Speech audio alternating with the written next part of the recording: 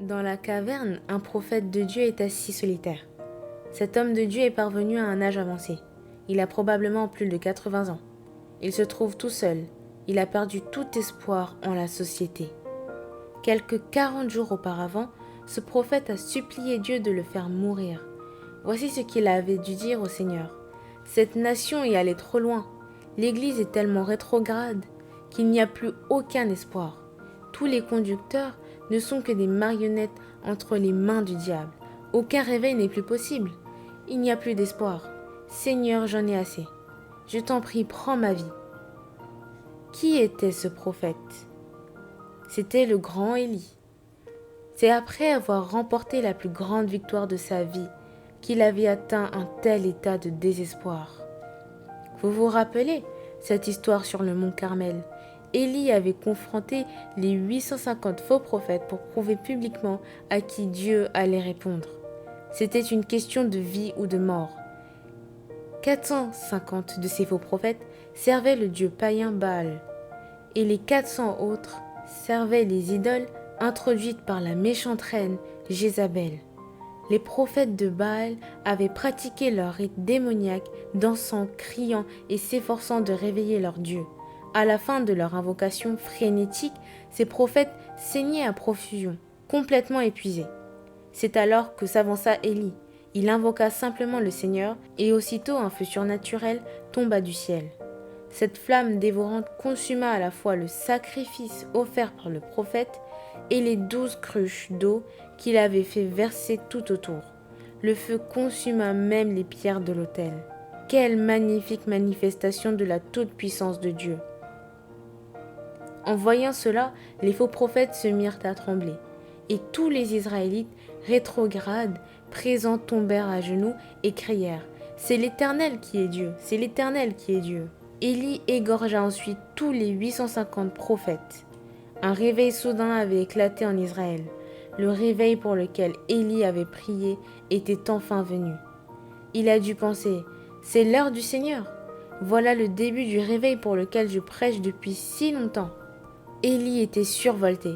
Il courut devant le char d'Akab pendant près de 40 kilomètres jusqu'à Jezréel, la capitale.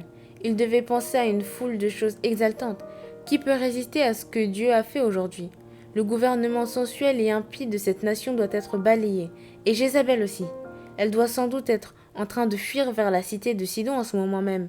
Elle a certainement entendu parler du feu tombé du ciel, et elle veut sûrement échapper au jugement du Saint-Esprit. C'est sans doute le plus grand moment de toute l'histoire d'Israël. Élie était convaincu que le peuple allait à présent l'écouter.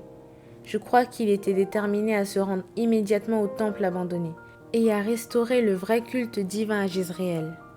Mais avant même qu'il parvienne à Jezréel, il fut abordé par un messager de la reine Jézabel.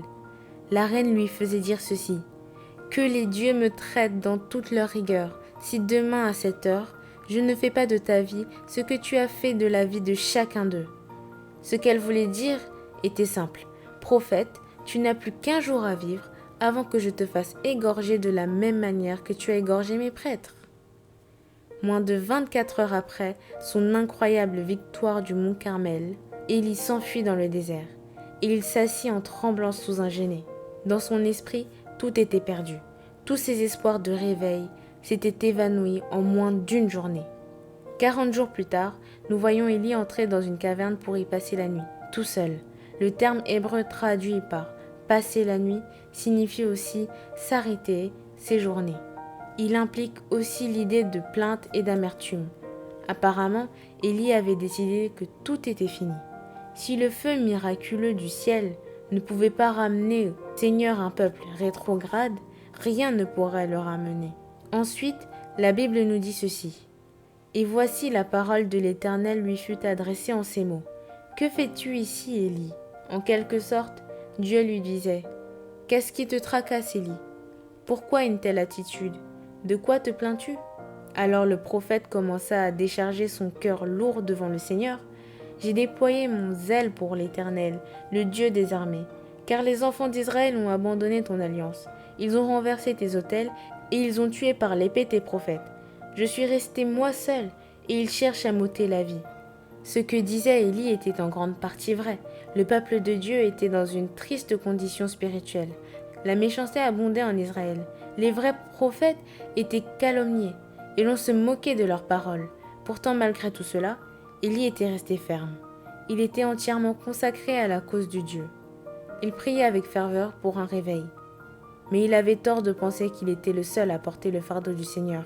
Je ne crois pas que c'était par orgueil qu'Élie avait dit. En fait, dans toute cette nation, je suis le seul prédicateur à haïr encore le péché et à craindre Dieu. Je crois tout simplement qu'Élie était accablé par sa solitude. Je crois qu'il avait fini par dire à Dieu, « Seigneur, si d'autres sont aussi zélés que moi pour toi, où sont-ils donc? Je ne vois personne dénoncer le péché comme je le fais. » En fait, les chrétiens qui prient beaucoup sont souvent très seuls. Et il y en a peu qui aiment la fréquentation de leurs semblables. Pourquoi? Parce que tous ceux qui luttent avec le Seigneur dans la prière partagent le fardeau de son cœur. Ils voient ce que Dieu voit. Ils sont capables de discerner le véritable état spirituel du peuple de Dieu. Ils sont accablés de voir toutes ces manifestations charnelles et insensées dans la maison de Dieu. Cela les pousse à tomber à genoux et à prier comme priait Élie, le cœur brisé et angoissé. Si vous êtes un homme ou une femme de prière, il vous est probablement arrivé de vous sentir seul, comme Élie. Peut-être vous lamentez-vous aussi sur votre nation. Peut-être gémissez-vous en voyant les flots de sang que l'Amérique a versés en pratiquant l'avortement. Peut-être, comme Amos, avez-vous crié « Seigneur, que jamais je n'éprouve un sentiment de satisfaction devant tous les liens qui enserrent ton Église. » Peut-être vous demandez-vous, comme Élie, « Où sont les vrais hommes de Dieu et les vrais pasteurs au cœur brisé et contrit? Où sont ceux qui croient encore en la nécessité de se sanctifier au lieu de se livrer à toutes ces pratiques charnelles? J'ai l'impression d'être un fanatique complètement à côté de la plaque. Je t'en prie, Seigneur, fais-moi rencontrer des chrétiens qui voient les choses comme je les vois. Pensez à présent à Élie, tout seul dans sa caverne. Il devait se sentir complètement submergé par son sentiment de solitude. Soudain, il entendit une petite voix douce lui dire « Que fais-tu ici, Élie ?» Élie répondit au Seigneur « Je suis resté, moi seul, et il cherche à m'ôter la vie. » Cette fois, Dieu lui répondit « Tu n'es pas seul, Élie. Tu vas bientôt rencontrer Hazaël, mon serviteur, et tu l'oindras comme roi de Syrie. Et tu rencontreras aussi mon serviteur Jéhu, que tu oindras roi sur Israël. Tu rencontreras aussi le jeune prophète Élisée, qui entrera à ton service. » Dieu dit aussi à Élie « Je laisserai en Israël 7000 hommes, tous ceux qui n'ont point fléchi les genoux devant Baal, et dont la bouche ne l'a point baisé. » En fait, Dieu disait à Élie « Élie, je connais 7000 hommes et femmes qui sont cachés et qui n'ont pas laissé entrer dans leur cœur l'esprit de ce monde. Ils sont demeurés dans mon esprit et ils croissent en lui, et ils partagent le même fardeau que toi. » Parmi ces 7000, il y avait 100 véritables prophètes, qu'un homme de Dieu, Abdias, avait cachés dans des cavernes. Abdias était un fonctionnaire de haut rang qui servait à la cour du méchant roi Akab. Il avait caché les 100 prophètes dans 2 cavernes, 50 par caverne, et il les nourrissait avec du pain et de l'eau. Manifestement, Élie devait connaître l'existence de ces hommes pieux. Il devait aussi connaître Michée, ce prophète de Dieu qui avait été emprisonné par Akab, parce qu'il lui prophétisait des choses dures. Malgré le fait qu'il connaissait tous ces hommes, Élie était pourtant submergé par son sentiment de solitude, comme il le prouve par le cri de son cœur. Dans notre génération, Dieu possède aussi un reste fidèle, qui ne s'est pas incliné devant les idoles de notre époque. Pour pouvoir pleinement comprendre ce concept de reste, nous devons étudier ce qui se passait en Israël au temps d'Élie. Le culte de Baal remonte à l'époque de la tour de Babel, sous le règne de Nemrod. Cet homme impie avait déclaré « Faisons-nous un nom ». C'est ainsi que Babel commença à construire un monument à la gloire de la réussite humaine. Au sommet, il y avait un observatoire où les astrologues pouvaient suivre les corps célestes. Ces hommes fiers s'efforçaient littéralement d'atteindre les étoiles. À l'époque d'Élie, le dieu Baal promettait à ses adorateurs le succès, la réputation et la prospérité. Ceux qui embrassaient les pieds de l'idole recherchaient un plein accomplissement dans tous les domaines du matérialisme et de la sensualité. Qui étaient ces adorateurs de Baal? des membres du peuple élu de Dieu, d'anciens adorateurs de Yahweh qui avaient rétrogradé. Comme moi, vous pouvez vous demander comment le peuple de Dieu avait pu être attiré dans une idolâtrie aussi manifeste. Tout d'abord, Dieu avait déjà jugé ces gens parce qu'ils convoitaient la prospérité. Ils avaient dû s'enfuir en Égypte, où ils avaient été confrontés à la pauvreté, à la faim et à la misère. C'est là qu'ils avaient remarqué que les adorateurs de Baal étaient bénis matériellement. Ils se sont donc dit: nous avions une abondance de nourriture à Jérusalem, quand nous servions nos idoles. Nous étions bénis et nous avions du succès. Nous n'avions aucune souffrance. Mais depuis que nous avons cessé d'adorer ces idoles, nous n'avons rencontré que des difficultés. Recommençons donc à leur offrir de l'encens et à présenter les offrandes à la Reine du ciel. Peut-être obtiendrons-nous à nouveau tout ce que nous désirons. Le peuple de Dieu était tombé sous la séduction d'un puissant évangile de prospérité. Il avait été saisi par un esprit de convoitise et de cupidité. Les Israélites ne pensaient qu'à obtenir des richesses et à être reconnus.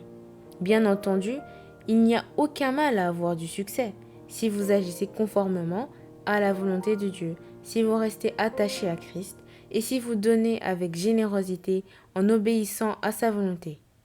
Mais il y avait en Israël un mélange impur. Les gens servaient l'Éternel parce qu'ils craignaient ses jugements, mais ils convoitaient aussi les biens matériels.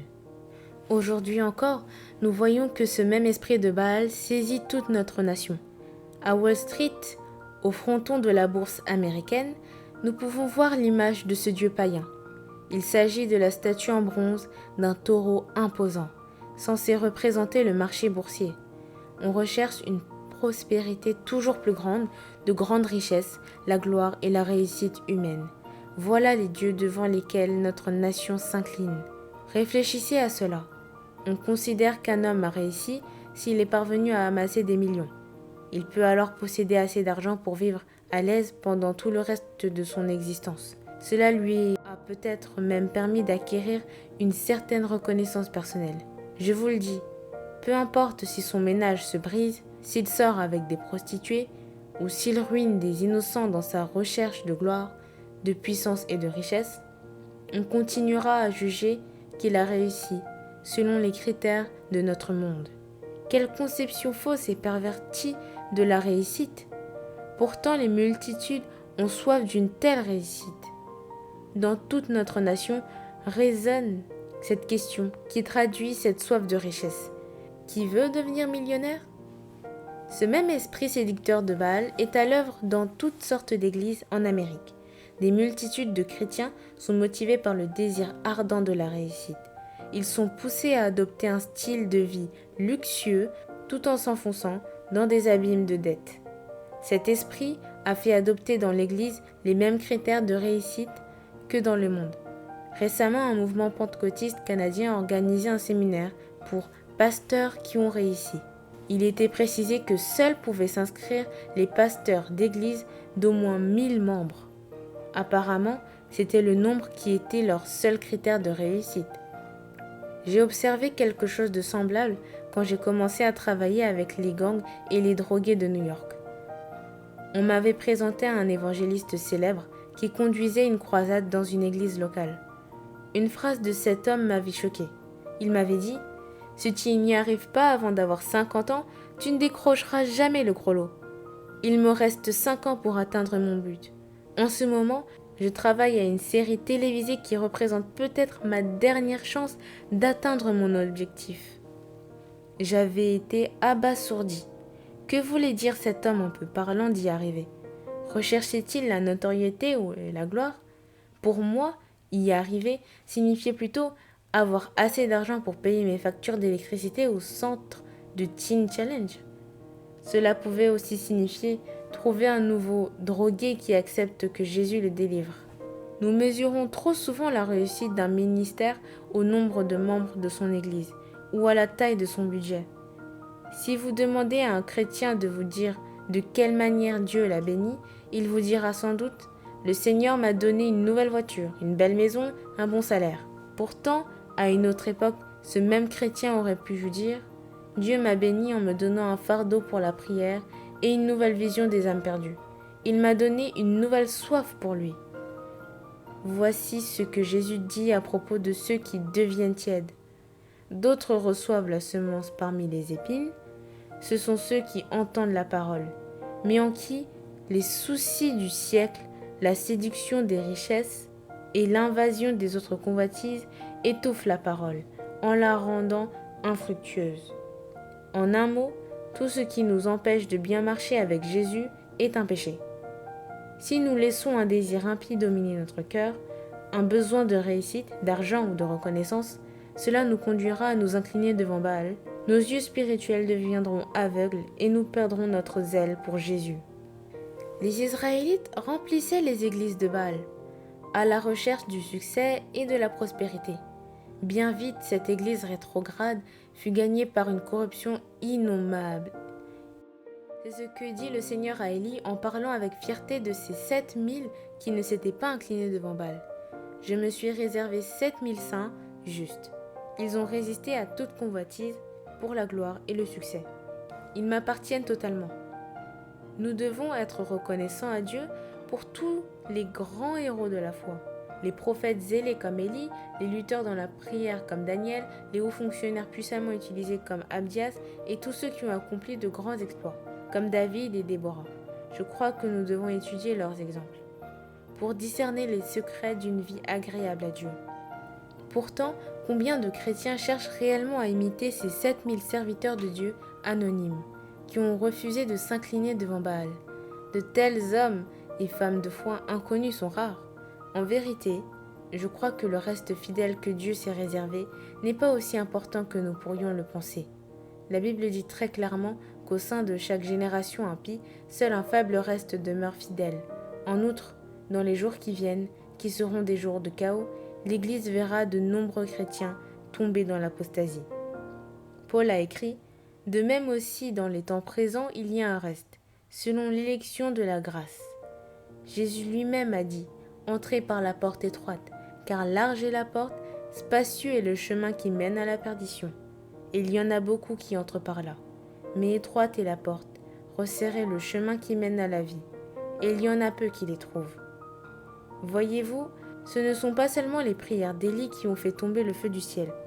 Ce furent aussi les cris des 7000 fidèles anonymes qui aimaient Dieu et qui priaient. Ils se réunissaient en cachette et priaient dans les champs. Certains servaient peut-être dans la maison d'Akab, inconnus de tous, sauf du Seigneur. Ils sont restés fidèles à l'appel qu'ils avaient reçu, intercédés, et Dieu les a entendus. Pour Dieu, le succès n'est rien d'autre que la fidélité complète de ceux qui le servent.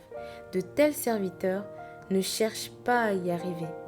Ils ne désirent aucune sécurité terrestre. Leur seul désir est de connaître leur Seigneur et le servir. Pensez à ces 100 prophètes cachés par Abdias.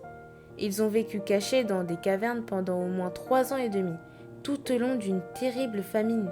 Ces hommes n'avaient aucun ministère public. Ils vivaient complètement cachés, oubliés par la plupart des gens. Ils n'ont même pas pu partager la victoire d'Élie sur le mont Carmel. Le monde aurait certainement considéré que ces hommes étaient des ratés, des gens insignifiants qui n'avaient rien accompli de sérieux. Pourtant, le Seigneur avait accordé à ses fidèles serviteurs un don précieux, le temps. Ils ont eu des jours, des semaines et même des années pour prier, étudier, croître et servir le Seigneur. Voyez-vous, Dieu les préparait pour le jour où il allait les libérer pour exercer un ministère en faveur de son peuple.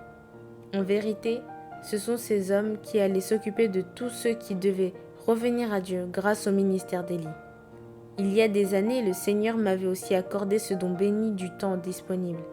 Avant de devenir pasteur, je pouvais aller dans les bois et prêcher aux oiseaux et aux arbres. Je n'avais ni programme, ni plan, ni rêve. Je n'avais qu'un seul désir, connaître le cœur de Dieu. Je priais donc chaque jour, cherchant et servant le Seigneur, et j'annotais ma Bible d'un bout à l'autre. Plus tard, en tant que jeune pasteur maigre, inexpérimenté, j'ai dû m'occuper d'une petite assemblée dans une petite ville de la Pennsylvanie.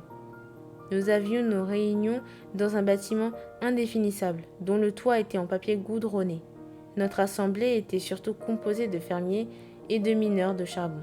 J'étais complètement inconnue.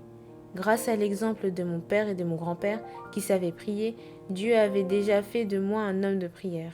Aujourd'hui, je peux dire honnêtement que toutes les bénédictions que j'ai reçues sont dues à ces précieux moments passés avec le Seigneur tôt le matin.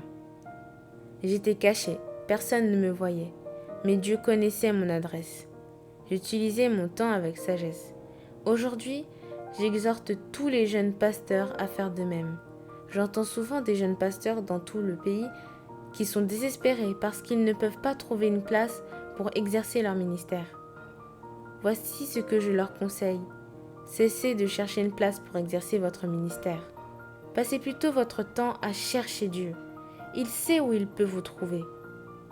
Il vous convoquera lui-même quand il verra que vous êtes prêt. Oubliez ce que font les autres. Ils peuvent vous sembler faire beaucoup plus de grandes choses que vous, mais en vérité, votre plus grand ministère, c'est la prière. Efforcez-vous d'avoir du succès devant le trône de Dieu. Si vous servez le Seigneur et si vous priez pour les autres, Dieu considérera que vous remplissez bien votre ministère. Tout véritable ministère est fondé sur la prière. Dans toute la Bible, nous savons que le nombre 7 est associé au plan éternel de Dieu. Je crois donc que ce chiffre 7000, révélé par le Seigneur à Élie, concerne tous ceux qui font partie de son reste fidèle. Le peuple que Dieu se réserve peut représenter aussi 7 millions ou 70 millions de personnes. Ce qui importe pour le Seigneur, c'est qu'il lui soit entièrement consacré. Quelles sont donc les caractéristiques de ce reste fidèle? En voici 3 bien précises. Premièrement, un engagement ferme à rester attaché au Seigneur. Tout chrétien qui appartient au reste fidèle est absolument décidé à nager à contre-courant au milieu de ce monde corrompu. Les 7000 fidèles de l'époque d'Élie sont restés fidèles, malgré la grande apostasie d'Israël. Leur société était avide de sensualité. Même leurs amis et les membres de leur famille s'étaient tournés vers l'idolâtrie. Pourtant, en dépit de la puissante séduction qui les environnait, les 7000 ont pu résister à ce courant. Ils ont subi la honte, les privations et la persécution. Ils n'avaient pas de Bible. Ils n'entendaient pas de prédication. Ils n'avaient pas de communion fraternelle autour d'eux. En vérité, plus leur société s'avilissait et plus ils devenaient justes. Élie savait que les masses avaient le cœur partagé. Elles voulaient une mesure de Dieu, tout en gardant l'esprit du monde. Élie les confronta et leur dit : « Jusqu'à quand clocherez-vous des deux côtés ? Si l'Éternel est Dieu, allez après lui.